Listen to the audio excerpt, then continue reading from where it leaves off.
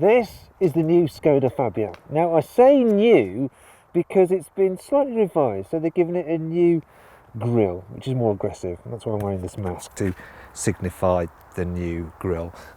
Some of the changes inside, you get some LED daytime running lights as standard on the outside, and the changes aren't all that great, but thankfully neither is the price. So it starts from just under £13,000, but you can save an average of just over £1,500 a month through carwow. Now if you click on the pop-out banner in the top right hand corner of the screen, you can see how much money you can save on a new car through carwow. This particular car I'm sat in is the Monte Carlo version, so it's slightly sportier, so it has some extra sporty bits of trim on the outside and here on the inside, such as these sporty body hugging seats. And I do quite like them to sit in, though there are a few things that are a bit weird, such as this fake carbon fibre effect on the seats, which just is a bit odd. You have carbon fibre effect here on the dash, and that's better, and it does liven up the interior design, which generally is quite dull. It is sturdy though, if a little plasticky. Everything is hard plastic, but look, yes, it's all solid enough. Also, the layout of things is very easy to use, so all the buttons are in a place that you'd expect them to be. The climate controls simple as well to operate. The buttons on the steering wheel, though I don't like the way they're just one piece unit. Look, you can see the way it moves around. It's just like, it's obviously to save money, isn't it? Now, Skoda's updated the look of the speedo and the rev counter to make it look a bit more modern than that in last year's Fabia. Also, you now get the larger infotainment screen as standard right across the range. Yes, believe it or not, you could have a smaller screen than this. Now, to use, it's actually all right. So when you're driving along, you can use these shortcut buttons, and they're easy to hit, and they're pretty much in your eye line. The touchscreen itself, it's quite an old system now, so the graphics are a little bit dull, and some of the icons lower down are a bit small. It's not the most responsive. It's passable, but it's not great. Now, if you want to see the full in-depth video review of that infotainment system and for more information about the cabin, click up there on the pop-out banner to watch my detailed infotainment video. In terms of storage space, you've got some decent sized door bins. They're all right. There's a kind of storage area down here, which isn't great. There's two cup holders there, but only one normal sized cup holder, and they won't really fit larger items, as you can see, and a storage tray down here which you could keep your phone in, and there's another storage tray back here for rear passengers. Not a cup holder, just a tray. Yeah, in terms of the glove box, it's actually quite a decent size. Look, we've got the spec sheet of this particular car in here. Like I said, it's the Monte Carlo one, so it's a bit more expensive, and it starts from just over £17,000, but you don't want to pay that, do you? So go to carwow, plug in the details of this car, I'm doing now, and I got an offer back for just over £15,000, which is pretty good. Now, if you want to try the carwow configurator for yourself, just click on the pop-out banner in the top right-hand corner of the screen. You'll be able to build your own ideal car, this or any car for that matter, and get offers back from dealers without having to haggle. It's well worth checking out just for fun, for no other reason. So let's move on to the back seats. So the rear doors open wide enough, make it easy enough to get in and to manoeuvre a child seat if you want to. And the good thing about when you fit in a child seat is that these Isofix anchor points are actually just dead easy to get to. That's really handy. As for space for adults, well, it's all right back here. Headroom's good because this is a boxy car, but the seat backs do feel quite upright, so it's not great. Also, knee room is really tight. Someone who's taller than me and with a longer leg, I've actually got quite short legs compared to my torso, so someone who's normally proportioned would find it really tight on knee room. It's not great. You do have some cup holders back here, so if you just bear with me. Will they fit my flask of tea? Oh, at a squeeze. I'm not sure I'm going to be able to get that out there. But will this car fit 3 across the back in one go? Well, it will do. It's not too bad because, yeah, this centre seat is a little bit raised up because the roofline is high, though. I can get away with that. Though it is quite a narrow car, so it's not going to be great for adults in the back, 3 of them across this bench. But for kids, you could probably do it if you've got 3 kids in the back, no problem. And kids actually get a good view out because the windows are nice and large. And look at this. The rear windows do go all the way down, so you can lean on the window ledge if you want to. Okay, let's move to the boot. So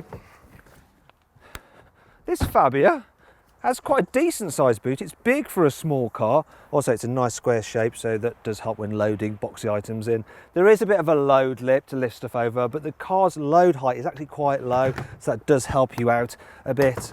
Also, you've got some useful storage areas here and here. There's a big sturdy hook you can hang your shopping off so it doesn't like roll around in the boot, and there's another storage strap there as well for a bottle of wine. I think that has been specifically designed for. Just making that up. Now, I like this feature as well. So you can actually adjust the height, if I can get it out, of the parcel shelf. So look at this. There's a secondary level for it there. See? So if you wanted to have something a bit taller in there, or you haven't got something so big in the boot, that's quite useful. And if you've got something really tall to put in the boot, so you don't want the parcel shelf in there at all, you can still carry it with you, because look, it goes neatly there behind the seat. It's like they've thought of everything. Now, for more detail on this car's practicality, click on the pop-out button in the top right-hand corner of the screen to watch my detailed video on it. You'll be able to see just how much stuff you can fit in this car's boot, how easy it is to fit a child seat, and what it's like with 3 adults in the back. Now then, it's time for the CarWow 5 annoying things about this car. If you want an armrest between the front 2 seats, then you're going to have to pay £150 because it's only standard on the top specification version. I wonder if you can get away with just like resting your arm on the parking brake. Actually, that won't work, will it, when you're driving? No. This is a 1 litre Skoda Fabia. Yet if you look at these exhaust openings, you'd think it had a V8 engine. Yet, as I'll illustrate now with the CarWow stick of truth, these exhausts are fake. These holders here for your credit cards and coins are a bit of a waste of time, because you don't want to leave these kind of things in your car because you'll end up getting your windows smashed if someone will steal them. And anyway, they fill with bits and pieces like food particles and stuff, and a real pig to clean out. The seatbelt buckle holders don't work quite as well as they should, so you put that in there and think, oh, that's not going to get trapped. And it doesn't. You think, wow, that's good. Didn't get trapped that time, but when you put it back, that happens, and then you've got to faff around doing all that. So it's just a pain in the arse anyway. The sport seats in this Monte Carlo version of the Fabia have this carbon fibre effect weave. It's lame. Don't worry, there's still plenty to like about this car. Here's the CarWow 5 cool features. There's a handy little clip just here on the windscreen, which is designed to hold your parking ticket so that it doesn't fall on the floor and you get a fine. There is an eye scraper conveniently stored in the fuel filler cap, and look, it also doubles as a magnifying glass. If you're lucky under here, there's a special holder and an umbrella.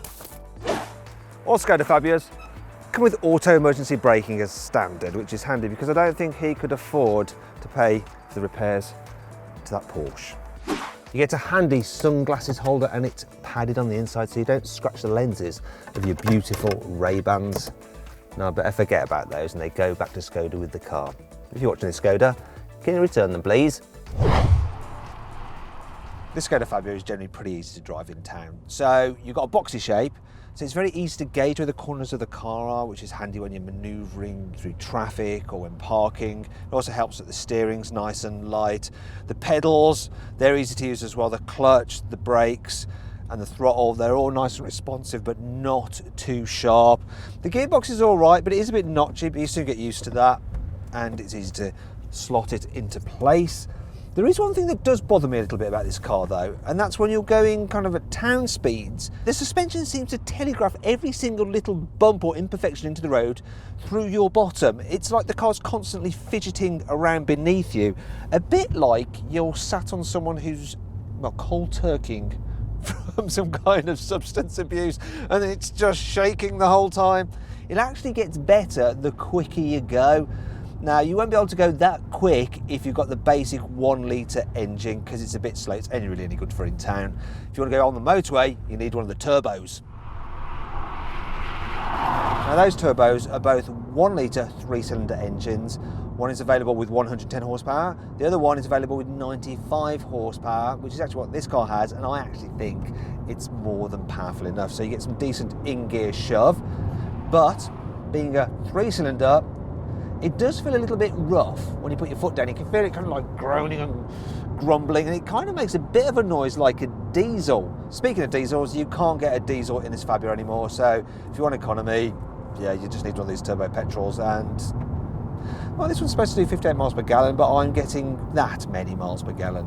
It's all right. In terms of the rest of the driving experience, well, when you get to speed on the motorway, it's all right, this car. The suspension actually feels a bit better the faster you go. It doesn't shake quite so much, but you can still feel everything that's going on all the little bumps as you drive along. Do you notice a bit of tyre noise?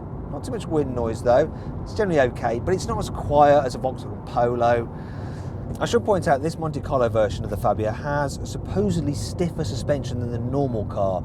Though really it's quite hard to tell the difference. I wouldn't say that it feels particularly sporty in any way, shape or form. I mean, when you go around a corner, it does a good enough job. It holds on, it goes where you want it to go, and it's all fine. And quite frankly, for most people, fine is good enough. Yeah, it's fine. Still fine. Everything's just fine. Fine.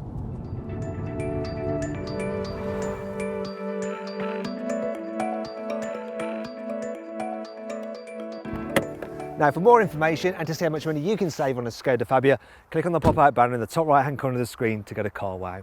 So then, what's my verdict on the Skoda Fabia? Should you avoid it? Should you consider it? Should you shortlist it? Or should you just go right ahead and buy it?